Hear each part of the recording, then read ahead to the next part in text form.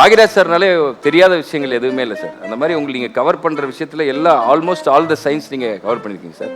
அதில் ஜோசியம் அஸ்ட்ராலஜி தெரியுமா சார்? என்னையா நீ சும்மாவாத எதையா ஒன்று சொல்கிற, அப்படியெல்லாம் எனக்கு ஒன்றும் தெரியாது. இல்லை சார், நீங்கள் பேசுகிறதையும் ஒரு படத்தில் இருக்கிற சீனையும் பார்க்க அஸ்ட்ராலஜியில் புகுந்து விளையாடுறவர் போல தெரியுது சார். அதுக்கு வச்சிருக்கியா? இருக்கு சார்.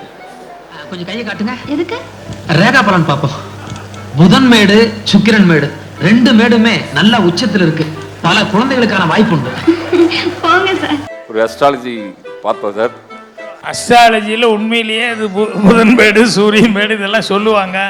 எங்கள் யாராவது அஸ்ட்ராலஜி யாராவது தெரிஞ்சானா கேட்டுப்பாரு சார். அது அப்படி தான் சொல்லுவாங்க, சூரியன் மேடு புதன் மேடு அப்படின்னு சொல்லிட்டு. அதனால அது சொல்லிக்குது, அவ்வளோதான்.